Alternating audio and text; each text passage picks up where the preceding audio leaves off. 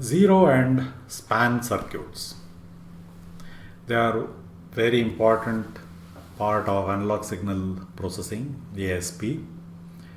Zero and span circuits are also called as offset and slope circuits or offset and gain circuits.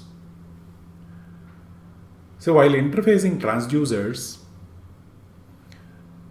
to the ADC in order to convert it into the digital domain, the analog signal to the digital domain, you need to see that you give a voltage which is compatible to the ADC input. So ADC may be 0 to 3.3 volt ADC, or it may be a 0 to 5 volt ADC.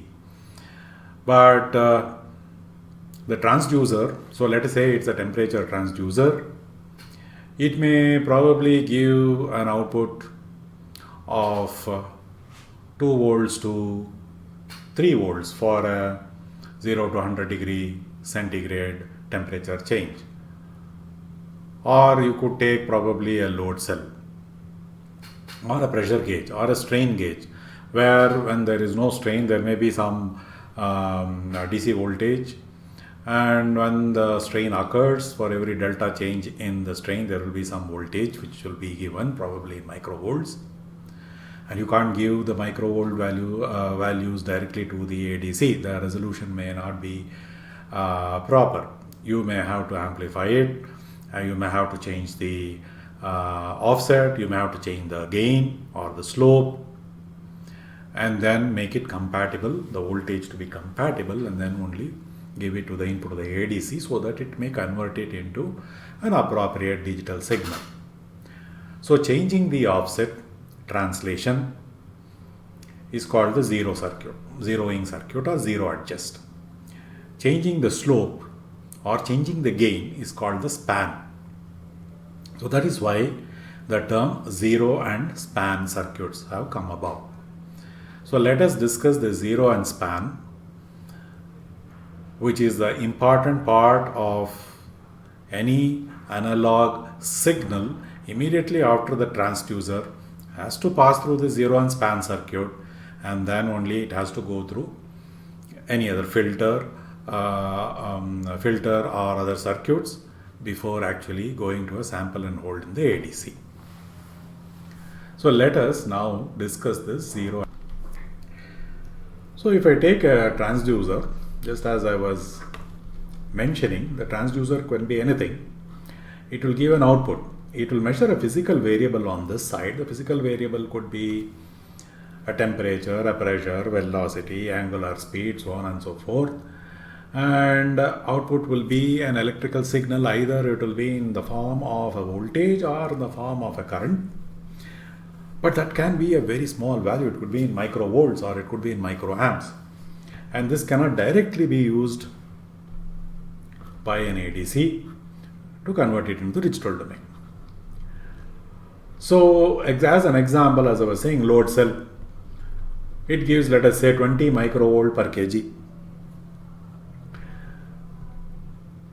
And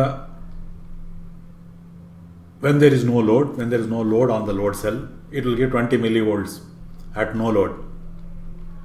So from 20 millivolts to let us say another 10 kg you are adding as a load. 20 microvolt per kg means that it will become 400. It will become another 400 microvolts will get added to the 20 millivolt. It is a very small value, and that value is what that change in the voltage value with the change in kg is what you need to actually utilize and convert it into the ADC. Okay. So that is what needs to be done, a circuit that needs to do that. Likewise, I could have temperature. So temperature which measures, let's say 2.48 at 0 degree centigrade and 3.9 volts at 100 degree centigrade. So this kind of odd output can come from a temperature transducer, and you may want to see that it is only this difference. 2.48 is not needed to be converted into the digital domain, because I know that 2.48 and below 2.48 is of no use, the value is of no use. I only want to convert 2.48 to 3.9, that's 1.4 volts of voltage value, the change in it, which will represent the 0 to 100 degrees centigrade. So like that, there are several physical parameters that will need some kind of a processing to convert it into the digital domain. So the ADC input, which can be 0 to 3.3 volts or 0 to 5 volts, the input should be appropriately given, and it should be passed through a zero and span circuit before being given to the ADC, or before being given to a filter, anti-alias filter and ADC. So let us see how we go about doing this zero and span circuit.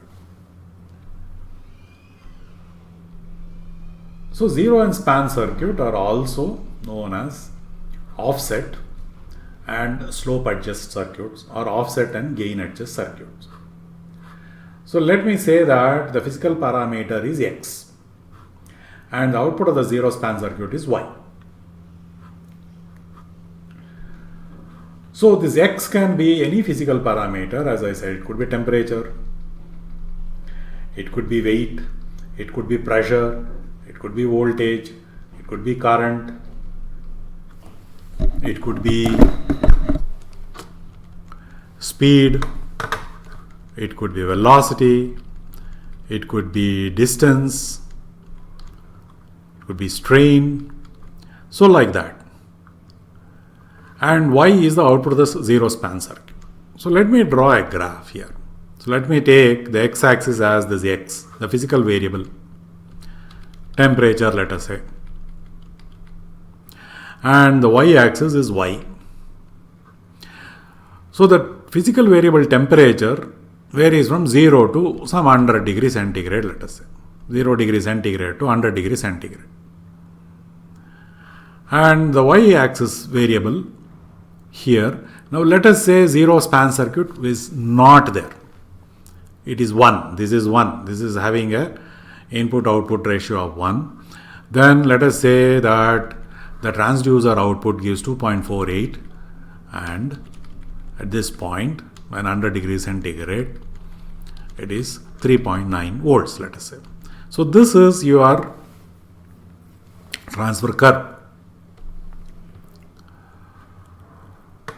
Now I need to put in this zero and span circuit that such that this will be appropriately modified. How? So let's say, let me call this one as the original. This is the original transfer curve. Now I can probably make something like this, where I have adjusted the slope or the gain. So this is a slope adjusted or span adjusted transfer curve. Span has been increased here. Likewise, I can decrease the span. Slope has been decreased.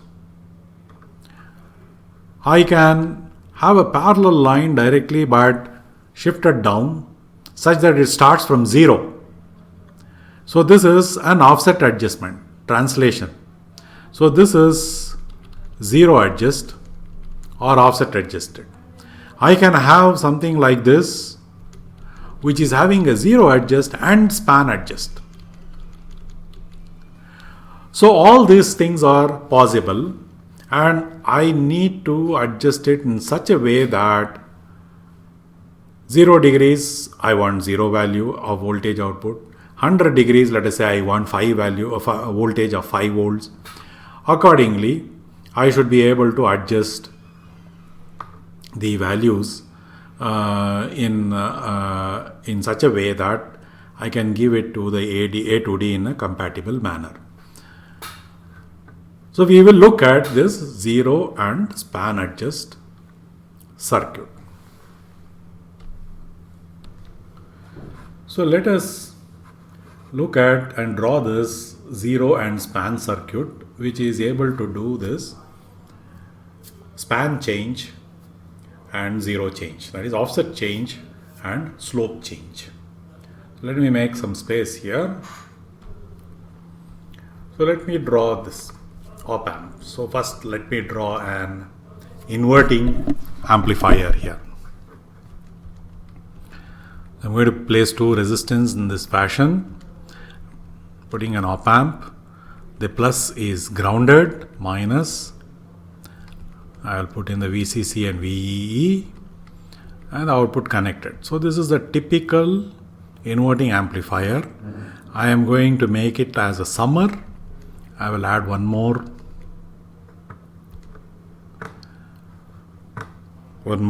section here. So this is VI, and let's say this is V offset. I'll give it a name. This is R1, R2, R3, and what is this? This is a summing inverting amplifier. You are familiar with this. So the output is equal to, now if I take VI into what is the gain if this were an ideal op amp. So if this were an ideal op amp, the gain is AVC, which is minus R2 by R1. Minus R2 by R1 plus, there is another input V offset. We write that down. And what is the gain? Inverting amplifier AVC, closed loop gain, minus R2 by R3. So these are closed loop gains of an op amp that is ideal.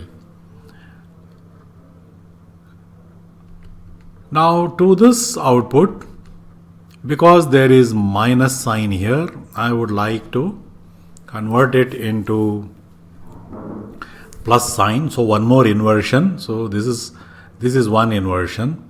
One more inversion stage. So let me include this. One more op amp, plus minus, a resistance here in this fashion, inverting amplifier topology, and these power supplies. I'll call this as V0, this as R4 and R5. So now what is V0 equal to? So V0 is equal to this value multiplied by this gain. This is another inverting stage. So this is minus R5 by R4. So minus R5 by R4 into minus R2 by R1. So that is where the inversion, one more inversion happens, and it will be R2, R5 divided by R1, R4. This is one part. Then we offset R2, R5 divided by R3, is R3 and R4. So this is the input-output relationship. So let me simplify it a bit further. So let me take R4 is equal to R5. So let this only be an inverting amplifier. R4 equal to R5 means it's a gain of minus 1. So R4 is equal to R5. So these two will cancel and these two will cancel. Therefore you will have V0 equals R2 by R1 or R2 by R1 into Vi plus R2 by R3 into V offset. So this is the relationship between input and output. Notice this form. This form is of, now if I take V0 as Y, V in Vi as this X, and this whole thing offset and R2 by R3 as a constant value, then you see that this is Y, which is equal to slope m, Vi is x, plus this whole thing R2 by R3 into V offset is C, the offset value. So you see that you get this particular circuit will give an input-output relationship of this form, y is equal to mx plus c, where you can choose the value of c, can also choose the value of m, the slope, the offset value and the span value. The offset value is chosen by this ratio R2 and R3. So if you fix R2, R3 will decide the offset gain, and V offset R2 by R3 can fix the value of C. And M can be fixed by R1 because R2 is fixed. R1 will adjust the value of M, and therefore Mx part of the input is the slope or the span part of the input output relationship is taken care of by this one. So let me draw the characteristic, input output characteristic. Let me say the x-axis is Vi or x, and the y-axis is V0 or y. So let us say between the input and y, and suppose if zero span circuit was not there, the input output relationship is given by this line, blue line, and what we want after having included this circuit at this inside this box, zero and span box, should be as given by this red line, let us say, with zero offset. This is having some offset and offset C, and I want to see that the offset is removed and I have a slope, a different slope m. So first set Vi is equal to 0. Vi is equal to 0 is this point. Set Vi is equal to 0. So if Vi is equal to 0, this part of the equation vanishes and V0 is just only equal to the constant part. And therefore, V0 is equal to R2 by R3 into V offset. So keep adjusting R3 in the circuit, adjust R3 such that this value will be equal to C. So this being the original, and this is the expected after interposing the zero and span circuit. I should see that this is translated up by C through this. Adjust R3 for that. Once that is done, this is fixed. Then for any value of Vi, adjust R1.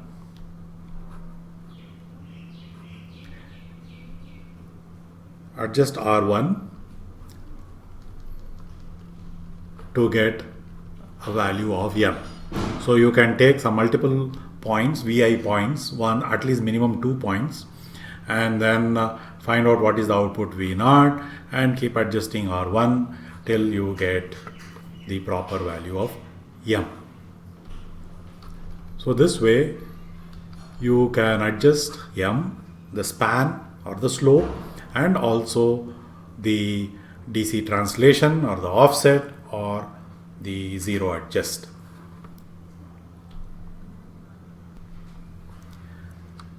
Now if you look at this circuit here, there is V offset and Vi. We need to buffer these points so that there is no loading felt on the Vi, whatever the Vi transducer, whichever the transducer is, and there should not be any loading effect on the offset. So offset has to be derived from some reference. So it should not load the reference source. So let us incorporate that. Let me make a copy of this circuit and paste it here. And let us buffer these two inputs. So first the offset. We know how to make an offset. We know how to make a reference. So let us say that I have a resistance, I have a Zener, and then I can place it between VCC and VEE, and I can take a potentiometer and then connect it across the Zener, and the center tap of the potentiometer will provide me with any value between the Zener voltage value and the minus VCC value. So this swing here can be used for adjusting whether positive or negative value to be fed in at this point. So use a buffer, plus and minus, use a regular buffer so that all this are buffered by this very high input impedance, and then connect it up at this point. Similarly, this input Vi also needs to be buffered. So I will arrange a buffer in this fashion and provide Vi, which is coming directly from the transducer to this buffered input point, so that this is a very high impedance point and which will not affect the transducer. I will erase this Vi. Let me provide VCC and VE points, VCC and VE points. Now this forms the entire circuit. So if I highlight this point, all this highlighted part is the module which goes into that block, which has one input Vi and one output V0. So this highlighted part of the circuit will go and sit inside this with one input and output. So this would be the zero and span circuit, which you need to use with every transducer which you want to process and take it to the digital domain. This is the first part. After this, the second part would be filtering and then A to D conversion. Let me illustrate the design of this zero and span circuit with a simple example. So let me take a new page. Example. So consider that we have a heater. Let me draw the heater. So let me symbolically draw the heater like this. There is a current flowing through the heater and I square R loss is being generated in the electric heater, and temperature can rise. So I am going to place a thermal sensor. It could be a thermocouple or an RTD, and it is sensing this temperature. It has two terminals coming out like this, let us say. So this is the temperature variable, and across this you get a voltage, let us say Vi.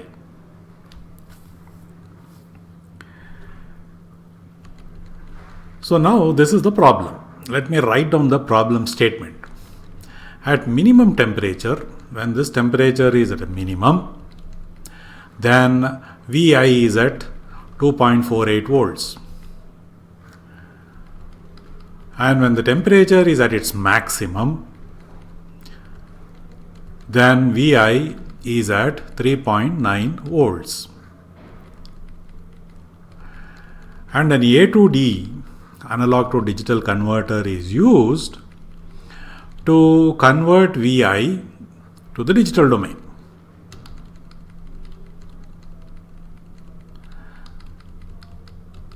And the A to D has an input range of 0 to 5 volts. And we need to use the entire 0 to 5 volts range of the A to D so that you get the best resolution. which means that I need to use a zero and span circuit.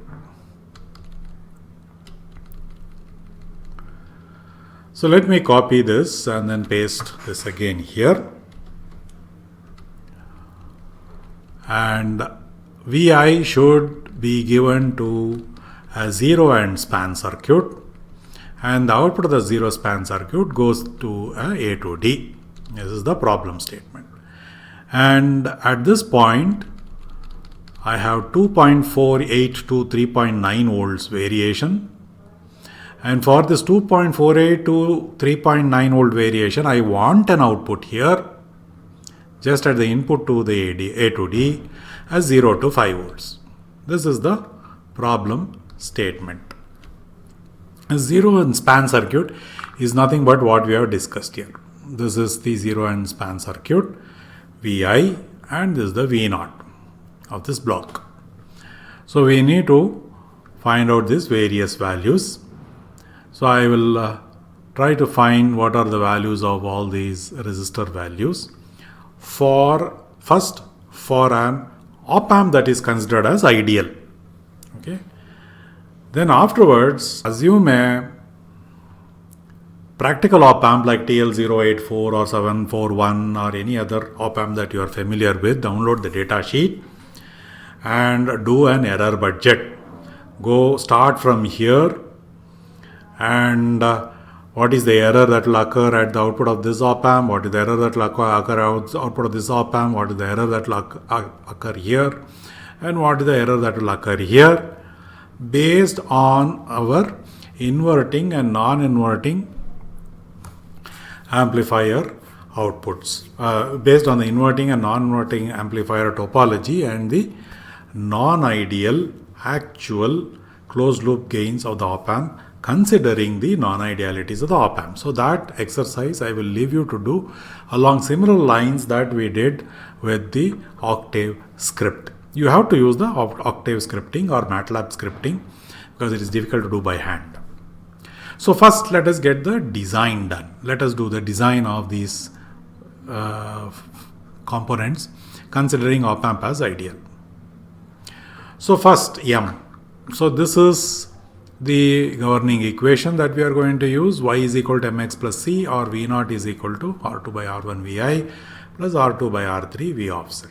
We will consider R4 is equal to R5. So what is M? M is nothing but the slope of this line. So this is the output, V0 max by V0 max minus V0 min divided by Vi max minus Vi min. So 2 points we need on each of the axes. So therefore delta V out by delta Vi, and that is 5 minus 0, this is 5 minus 0, and this is 3.9 minus 2.48. So that works out to be 3.52.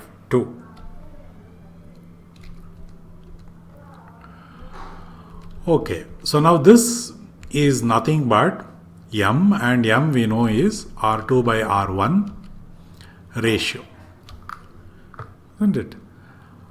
M is nothing but R2 by R1 ratio. This is M. So you can set R2 and tune R1. So I will set R2 to 33 kilo ohms and R1 is calculated as R2 by M, and therefore that is equal to around 9.4 kilo ohms. So I started 33 kilo ohms so that the currents will be the order of less than a milliamp.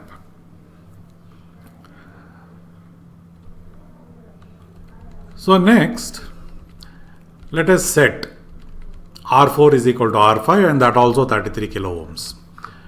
So you see that this is 33 kilo ohms, 33 kilo ohms, this is 33 kilo ohms by assumption.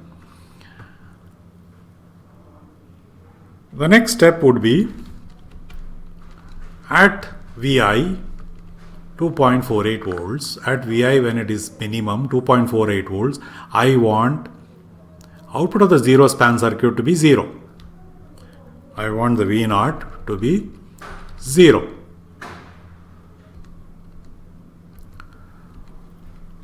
So using this equation here, this is the governing equation. I want to use this equation. So let me write it down once again. V0 is equal to R2 by R1 into Vi plus R2 by R3 into V offset. So this is nothing but M, and this whole thing is C. Y is equal to Mx plus C.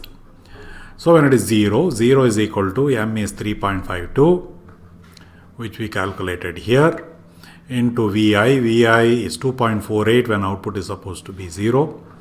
So I'll say 2.48 volts plus this whole thing is the offset C. So what is C? Therefore C is equal to, if you multiply these two, you will get 8.73.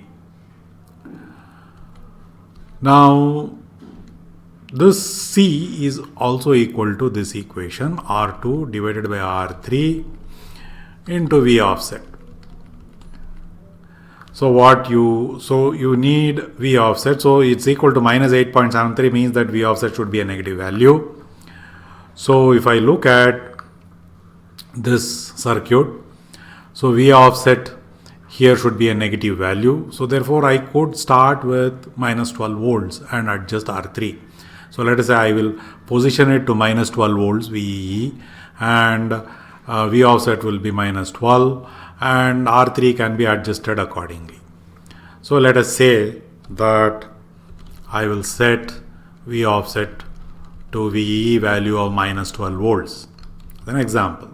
So minus 8.73 is equal to R2 by R3 into minus 12. So now R3 can be calculated. R2 is 33K minus 12 divided by minus 8.73. So this will be around 45.4 kilo ohms. So R3 is 45.4. Then R4, R5 is 33K. R1 is 9.4. R2 is 33K. So you plug in these values here. And the buffer has no resistances, so this is the buffer. So for the buffer, beta is 1. When you are using the error budgeting equations, use beta is equal to 1 for buffer. And we know for the inverting amplifier what should be the non-ideal closed loop gain, using incorporating the non-idealities of the op amp. Choose an op amp TL084 or MUA741 and calculate the error budget at the output. That would complete the design. So whenever you have this op amp, you do first the design assuming the op amp is ideal, get the values, then afterwards go back and recalculate the error. After having selected an op amp, using the non-ideal parameters of that selected op amp, calculate the output error. So that would be the process for calculating the errors or designing the output value using op amp circuits. Consider the zero span circuit that we just did, and let us perform an error budget analysis using Octave scripting. So for this, let me open Octave. So let me open Octave. I am also navigating to the M file directory where I have the inverting amplifier error budget model, the non-inverting amplifier error budget model. I have now included a follower, unity follower or the buffer input error budget model, because we have to address these two unity followers. So let me also open these files in a text editor, and see here that on this text editor I have loaded the inverting amplifier.m, non-inverting amplifier.m, follower.m and zero span.m. Right now I open zero span.m, it is empty.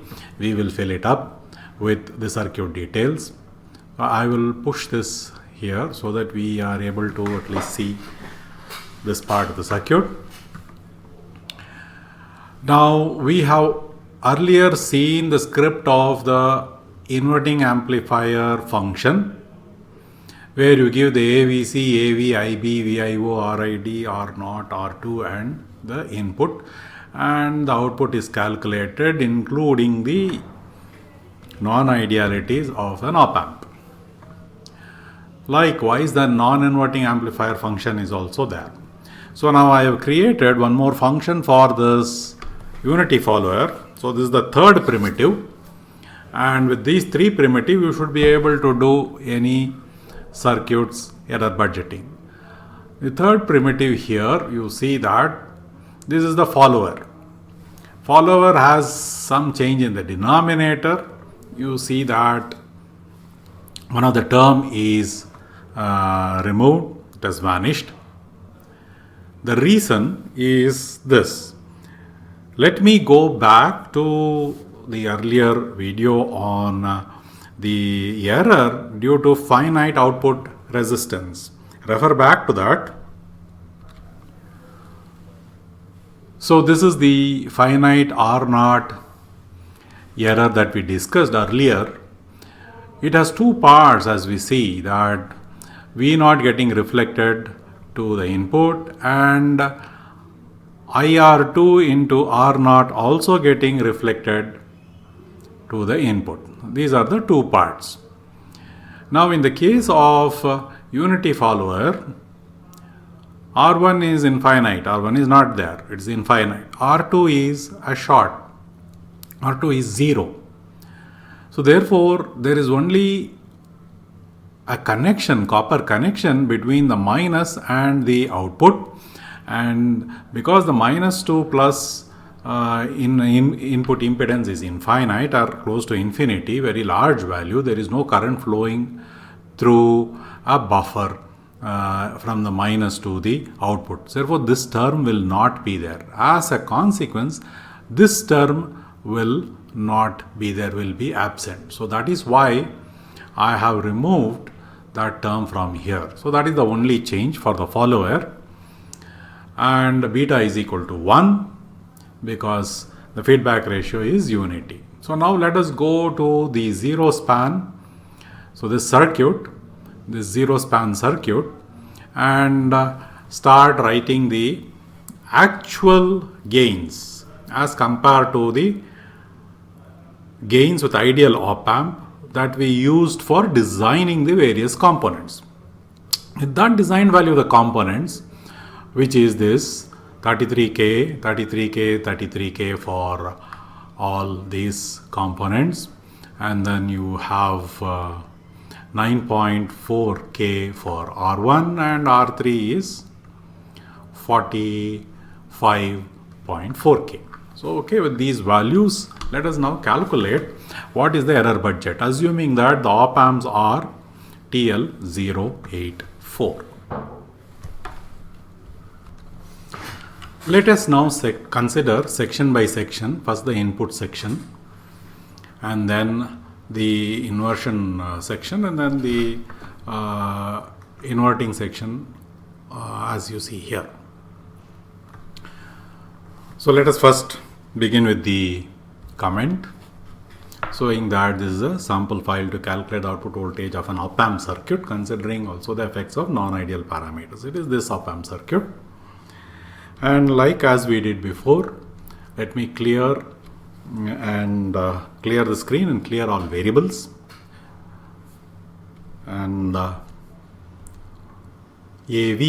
So as we are considering TL084, from that data sheet, take out the value of the open loop gain 2 into 10 to the power of 5 then IB, the bias current value, 20 nanoamp.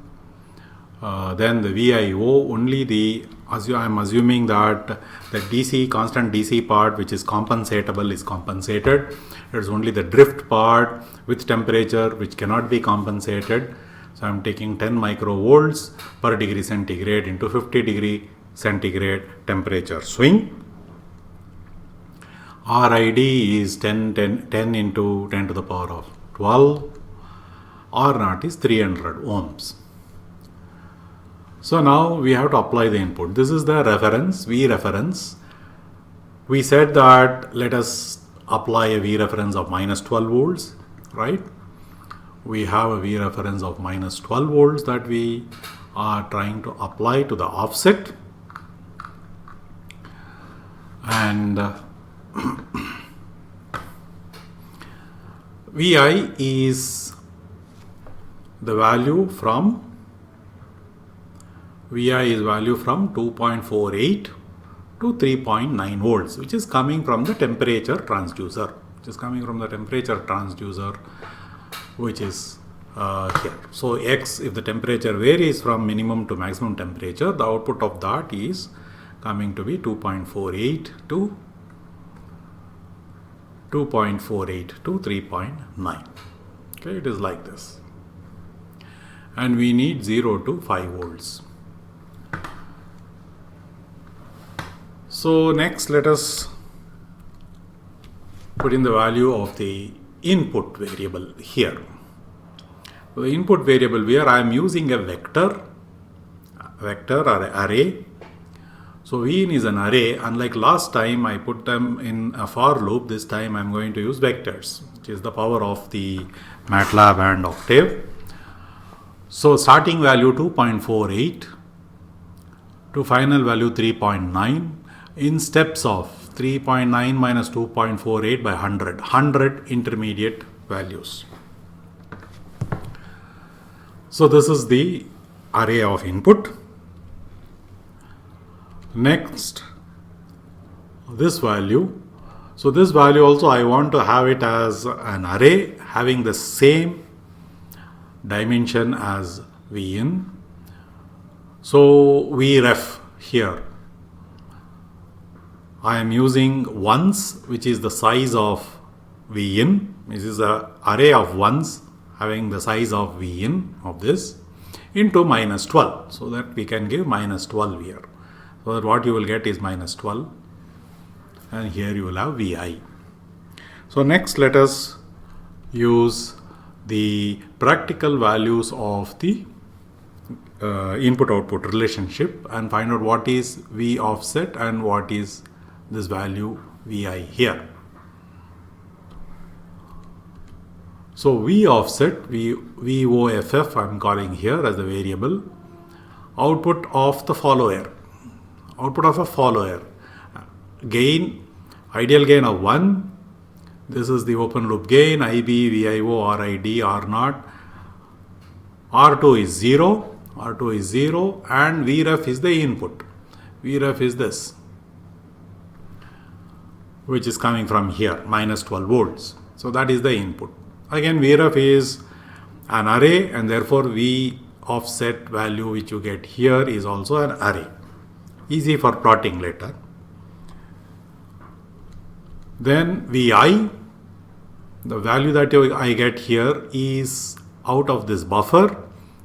So errors with respect to the non-idealities in this buffer will come incorporated. So this is a follower again with a unity gain, AV, IB, all these parameters, 0, R2 and Vin as the input, which is this. From 2.48 to 3.9, 100 points. Then after that is this section, the summing section. You are summing both and obtaining the output. So summing stage, Vx1. So if I say the part, V offset part coming to the output is Vx1, that is one part. So I am using the inverting amplifier gain model. Gain of 0.7269. Where did I get that? We had calculated R2, we have calculated R3. R2 is 33K, this is 45.4K, and this divided by this is minus 0.7269. All else remaining same. R2 is 33K, and the input is V off. This is the input. Then Vx1, that part of the output resulting due to this part of the summing stage, Vi, so that I call it Vx2. And here M, the slope, we found R2 by R1 is 3.52, and this is again 33K, and the input is Vi, as we got here, output of this follower. And after that, the output here is nothing but Vx1 plus Vx2, element by element, we add it. This is the output of this stage. And then let me move out.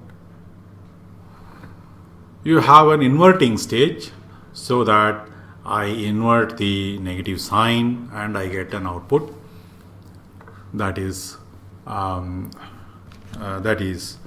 in relation to the original input, it has the same phase.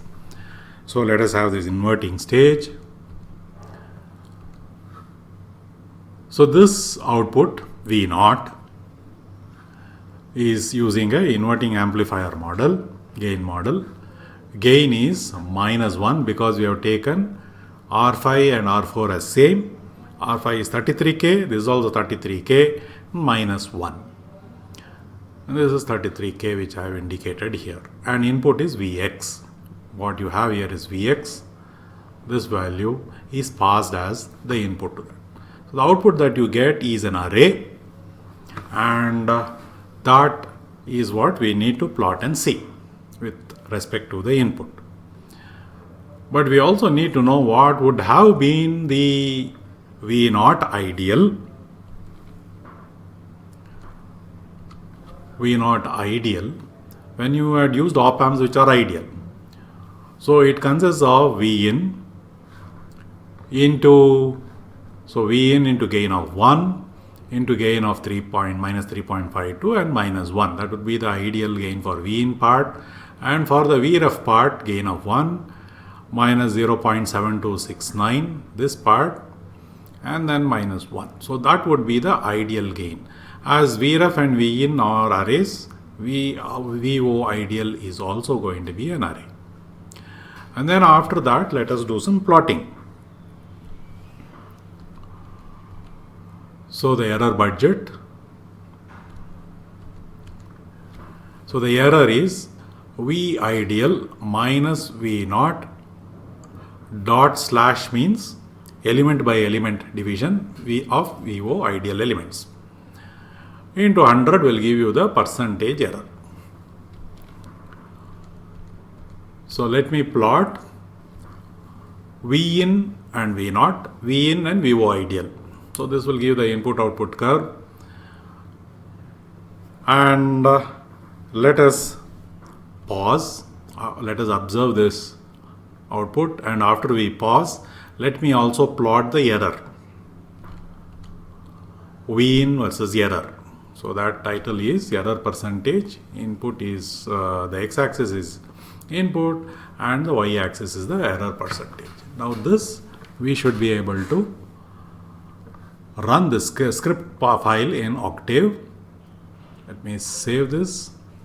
Okay, so this is available. Let me keep it to one side and let me open Octave. So here is Octave,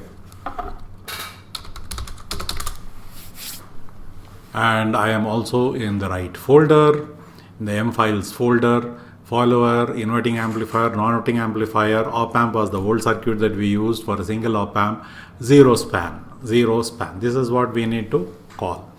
So let us run this. I will type in zero span and execute it.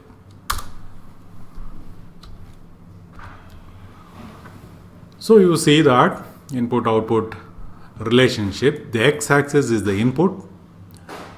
See that here the input ranges from 2.48 volts to 3.9 volts, and the output we get after the zero span circuit from 0 to 5. So when input is 2.48, we have 0. When input is 3.9, we have an output of 5 volts. So it spans 0 to 5 volts at the output, which can directly be given to an A to D for conversion. So this has both the V0, which is ideal, and V0 that is coming out of a practical op amp. Both are superimposed. They appear that there is not much difference. One could zoom in and see, but let me also, maybe I could zoom in here and see that there is a difference. There is an error between V0 and ideal. But let us plot the error versus Vin. That will give you a much better picture. So if I plot the error, you see that here we have plotted Vin versus error. So x-axis is Vin from 2.48 to 3.9, and y-axis is percentage error. So it starts from around near 11 point something percent, 11.5% or so, at 2.48, near 2.48, starts falling rapidly and becomes very small. The error becomes very small from 3 volts onwards. So you see that there is an error at low end of the input spectrum, but the error reduces significantly towards the higher end of the input spectrum. So this is the insight that you will get when you actually do an error analysis, and this will also give you an idea of what is the precision of my output and what is the accuracy of my output that I can claim for when you are actually making a product. So in this manner, I would expect you to do the error budget for any op amp circuit.